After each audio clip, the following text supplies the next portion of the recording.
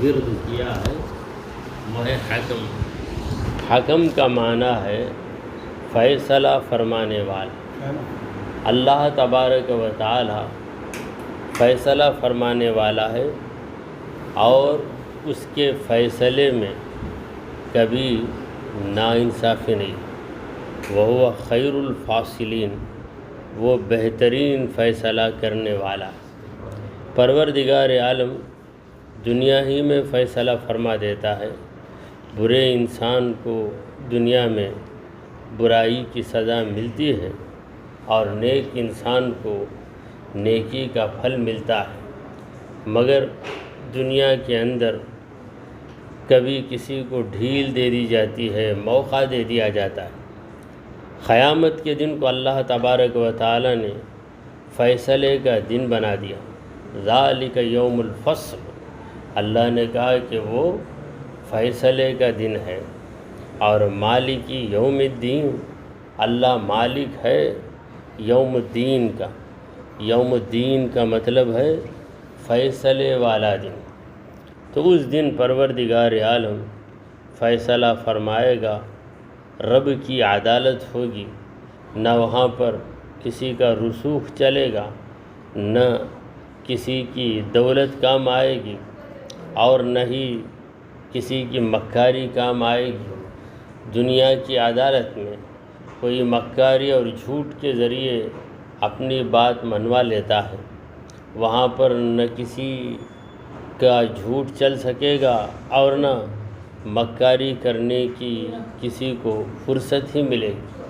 جب اللہ تبارک و تعالی فیصلہ فرمائے گا تو دودھ کا دودھ اور پانی کا پانی ہو جائے گا۔ یہ فیصلہ انسانوں کے درمیان ہوگا، جانوروں کے درمیان بھی فیصلہ ہوگا کہ کسی بکرے نے دوسرے بکرے کو سینگ مار دی ہے تو جو بکرا مار کھایا ہے وہ مظلوم تھا، لہٰذا مظلوم سے کہا جائے گا کہ تو انتقام لے لے۔ تو انتقام لینے کے لیے وہ آگے بڑھے گا اور جو بکرا اسے سینگ مارا تھا اسے مار دے گا۔ اب فیصلہ ہو جائے گا۔ فیصلہ ہونے کے بعد اللہ تعالیٰ تمام جانوروں سے کہے گا کہ کونو ترابا، تم سب کے سب مٹی بن جاؤ، انسان ہی کو باقی رکھا جائے گا۔ تو اس وقت ابلیس کہے گا، وَيَقُولُ الْكَافِرُ، کافر، الکافر سے مراد ابلیس ہے۔ ابلیس کہے گا یا لیتنی کنت ترابا، کاش کہ میں بھی اسی طرح مٹی ہو جاتا۔ مٹی سے بنے ہوئے آدم علیہ السلام کو سجدہ کرنے سے انکار کرنے والا کافر قیامت کے دن بڑے افسوس سے کہے گا کہ یا لیتنی کنت ترابا، کاش میں بھی مٹی ہو جاتا جس طرح یہ سارے جانور مٹی ہو گئے۔ ہمارے نبی کریم صلی اللہ تعالیٰ علیہ وآلہ وسلم کے جس نام پاک کا ورد کیا گیا وہ ہے مصطفیٰ۔ مصطفیٰ کا معنی ہے چنے ہوئے۔ اللہ تعالیٰ نے نبی کریم صلی اللہ علیہ وسلم کو ایسے چن لیا کہ آپ کے برابر کوئی نہیں۔ آپ سے بڑھ کر ہونا تو بہت بھاری بات ہے، کوئی آپ کے برابر نہیں۔ وَلَمْ يُسَاوُوهُ فِي عِلْمٍ وَلَا كَرْمٍ، انبیاء کرام نبی کریم صلی اللہ علیہ وسلم کے برابر نہیں ہو سکتے، فی علم ولا کرم، نہ علم کے اندر اور نہ بزرگی کے اندر۔ رسول پاک صلی اللہ تعالیٰ علیہ وآلہ وسلم کو اللہ تعالیٰ نے بلند مقام عطا کیا اور اللہ نے آپ کے شہر کی، آپ کی عمر کی اور آپ کی گفتگو کی قسم قرآن مجید میں کھائی ہے۔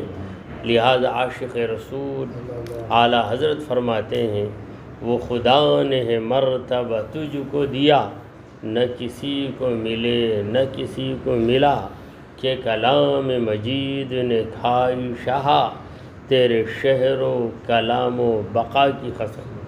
شہر کی قسم اس لیے کھائی کہ اس شہر میں ہمارے حضور موجود ہیں، لہذا فرمایا لا اقسم بہذا البلد وانت حل بہذا البلد، اے نبی میں اس شہر کی قسم کھا رہا ہوں اس لیے کہ آپ اس شہر میں موجود ہیں۔ حضور اکرم صلی اللہ علیہ وسلم کی مبارک زندگی، دنیاوی زندگی جو 63 سالہ تھی، اس زندگی کی قسم اللہ تعالیٰ قرآن میں کھا رہا ہے اور فرما رہا ہے لعمرک، اے نبی آپ کی عمر کی قسم۔ تو حضور اکرم صلی اللہ علیہ وسلم کو اللہ نے اس طرح چن لیا کہ جو حضور سے منسوب ہوتا ہے، جس کو بھی حضور سے نسبت ہوتی ہے، وہ بھی صاحب مقام بن جاتا ہے۔ اللہ تعالی ہمیں اس کے دین پر استقامت عطا فرمائے، آمین۔ الفاتحہ۔ بسم اللہ الرحمن الرحیم، الحمدللہ رب العالمین الرحمن الرحیم مالک یوم الدین، ایاک نعبد و ایاک نستعین اہدنا الصراط المستقیم صراط الذین انعمت علیہم غیر المغضوب علیہم ولا الضالین آمین۔ قل هو اللہ احد اللہ الصمد لم یلد ولم یولد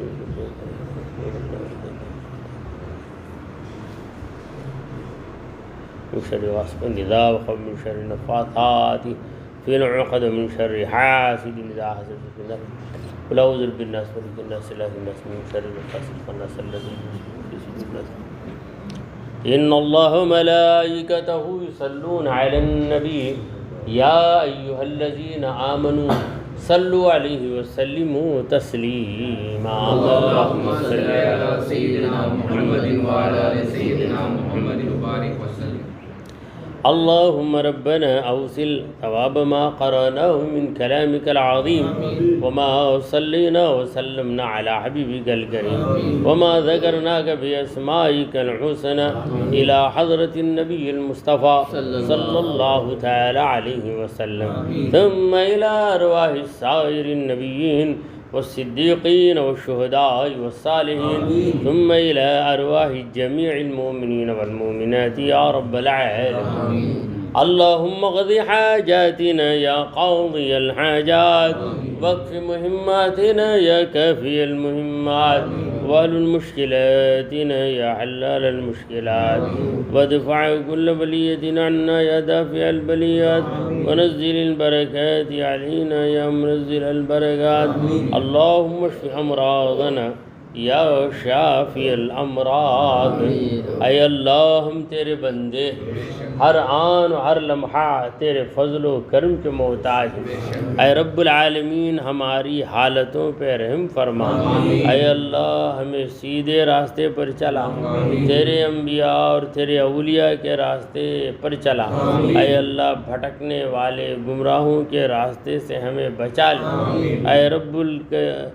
اے رب ذوالجلال ہمیں معاف فرما دے۔ اے رب کریم ہمیں نمازوں کی پابندی نصیب فرما، ہماری نمازوں میں اخلاص پیدا فرما۔ اے رب کریم نام و نمود اور ریاکاری کے لیے جو عبادت ہوتی ہے، ایسی عبادت سے ہم تیری پناہ مانگ رہے ہیں۔ اے رب کریم ہمارے لیے رزق حلال کے دروازے کھول دے۔ اے رب ذوالجلال ہماری بیماریوں کو دور فرما دے، ہمیں صحت عطا فرما، ہماری کمزوریوں کو دور کر دے، ہمیں طاقت عطا فرما، ہماری پریشانیوں کو دور کر دے، ہمیں سکون عطا فرما۔ اے رب العالمین ہمارا خاتمہ ایمان کی حالت پہ فرما۔ اے رب ذوالجلال ہم میں سے ہر ایک کو عذاب قبر سے بچا لے۔ اے اللہ ہم میں سے ہر ایک کی قبر کو جنت کا ایک باغ بنا دے۔ اے رب کائنات محشر کے دن ہماری لاج رکھ لے، ہم سب کو نبی کریم صلی اللہ تعالی علیہ وآلہ وسلم کی شفاعت نصیب فرما۔ حضور کے حوض کوثر کے پانی سے ہمیں سیراب فرما۔ اے رب العالمین جب ہم پل صراط پر چلنے لگے تو ہمارے قدموں کو ڈگمگانے سے بچا لے۔ اے رب کائنات جنت میں ہمارے لیے جگہ مقرر فرما دے، دوزخ کو ہم پہ حرام کر دے۔ اے اللہ جنت کے اندر تیرے دیدار سے ہمیں سرفراز فرما، تیرے پیارے مصطفیٰ صلی اللہ علیہ وسلم کی رفاقت ہمیں نصیب فرما۔ اے اللہ ہم میں سے ہر ایک کو حج بیت اللہ کی سعادت نصیب فرما اور روضہ رسول صلی اللہ علیہ وسلم کی حاضری نصیب فرما۔ اے اللہ ہماری جملہ عبادتوں کو قبول فرما۔ اے اللہ تو ہم سے راضی ہو جا، اے اللہ تو ہم سے راضی ہو جا۔ وصلی اللہ تعالی علی خیر خلقہ سیدنا و حبیبنا و مولانا محمد وعلی آلہ واصحابہ اجمعین۔ سبحان ربک رب العزت عما یصفون وسلام علی المرسلین والحمد للہ رب العالمین۔